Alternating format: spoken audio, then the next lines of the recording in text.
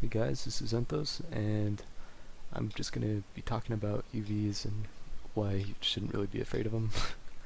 uh, they could be pretty like overwhelming when you're just learning, but they're really not that bad. So I'll just talk about how to unwrap them, how you can copy existing UV maps if you have like a lower poly retopologized mesh.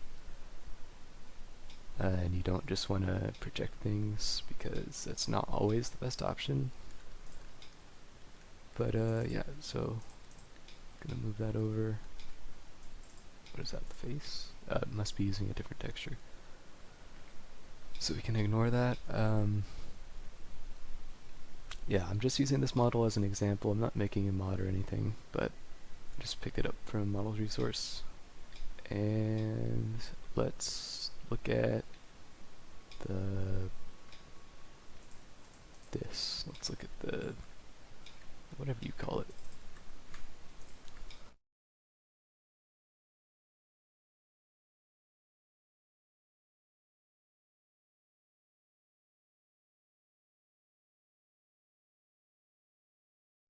And here we go. I'll show you how I would just like do this from scratch. So let's pay attention to where the seams are.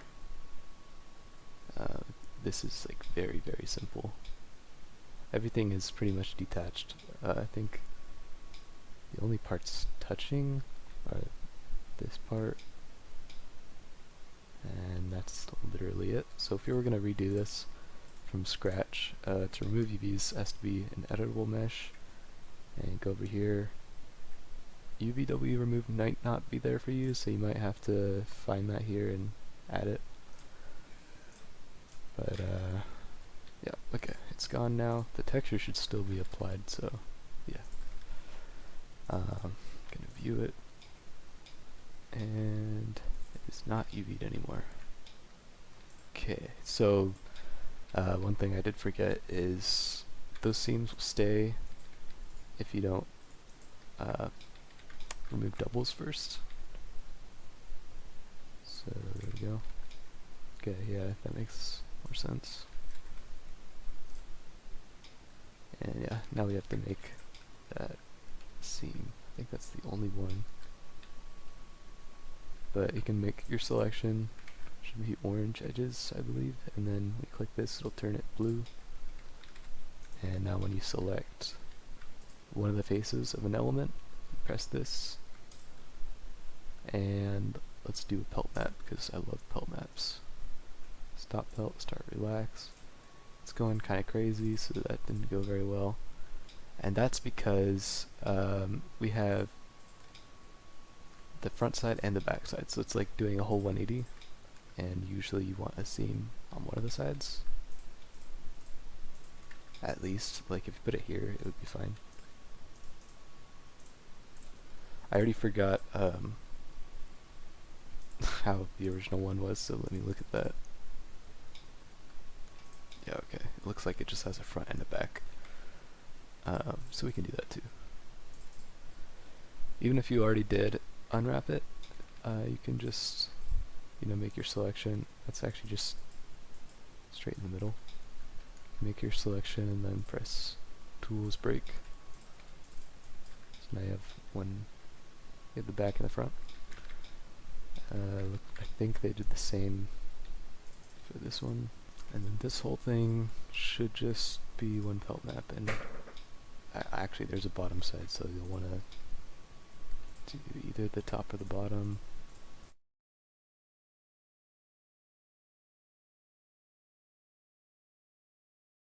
Also, if you're having this problem where the viewport is clipping, you can actually fix that by going here, or here, viewport clipping, and I believe you slide this down. Yeah, so now it's no more disappearing. Okay, cool. So now I make this whole selection, it's just the top, start pelt, cool, and the last thing, bottom, start pelt, cool. What did I miss? This. Okay, they just had a seam here, so boom.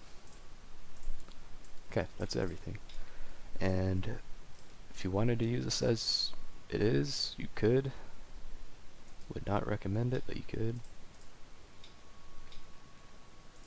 Let's look at this one. So if I were to just like pack these, I think I do 0.02 normally. Yeah. Like you could do this. It's not optimal by any means, so I wouldn't, but you could.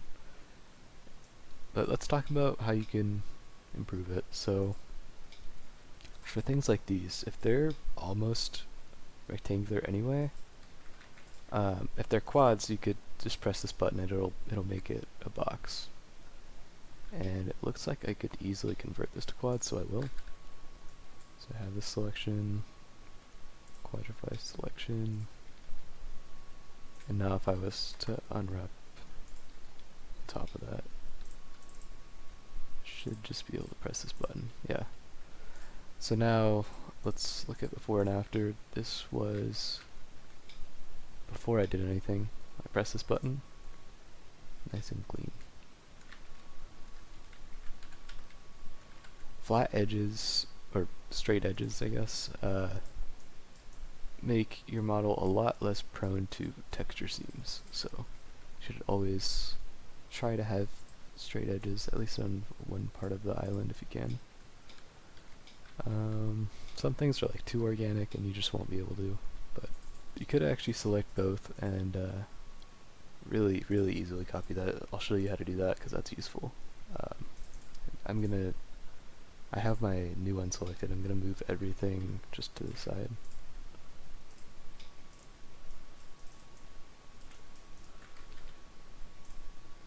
And I'll collapse it, why not? And then it would be best to just hide everything you could. So everything besides these. Okay, so if you wanted, you could also move it to the side.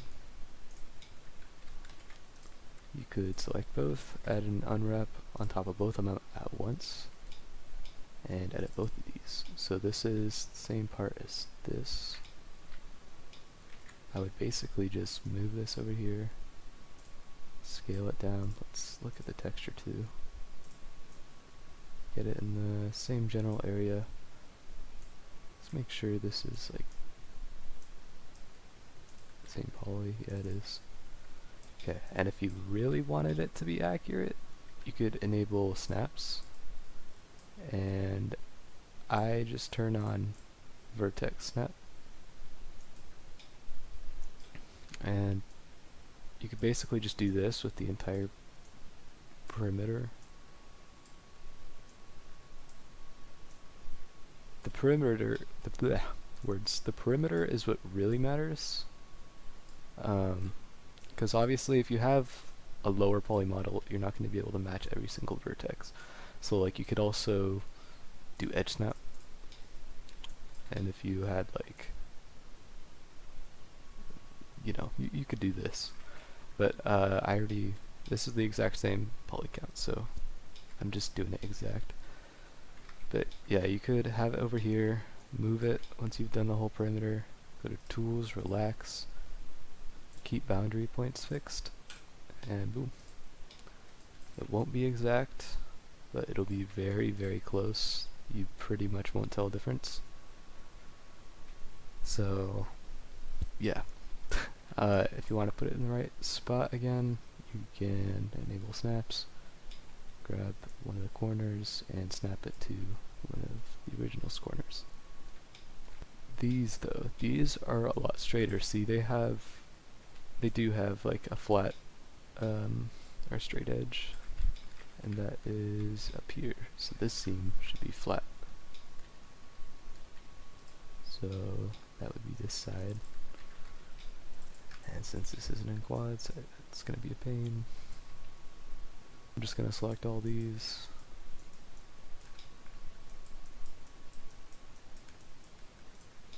Make it flat.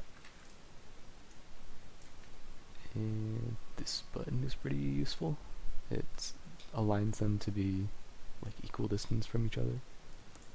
and then select the rest of these, and we'll pull our relax tool out again. Disable keep boundary points fixed because we already deselected the bottom, and boom. Now that's pretty close already, so just scale it down. I could even use this scale tool if you want to have more precision. That's close enough, I don't care. And do the same for this, so should be this side, I'm guessing.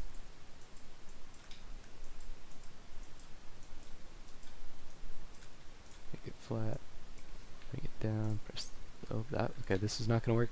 If you do have a problem like this, you're just going to want to flip the whole thing sideways with that button. Then it'll work. Select everything besides the bottom, relax, boom. And scale this.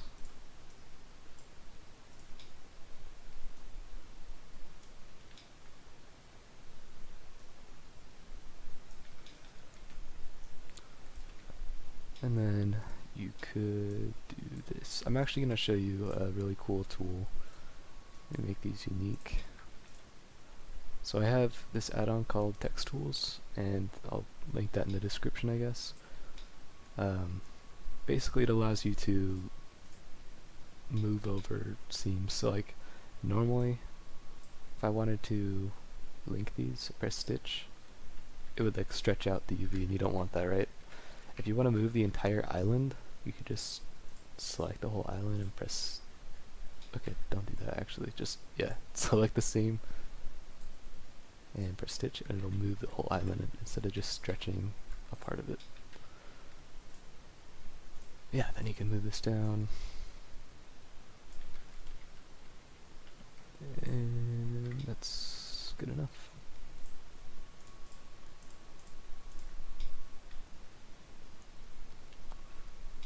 You can move vert by vert or whatever, make it more precise, but that's the general idea. And I feel like I've done enough already with this, so I'll move on to making new UVs, I guess, deciding how you're going to unwrap something.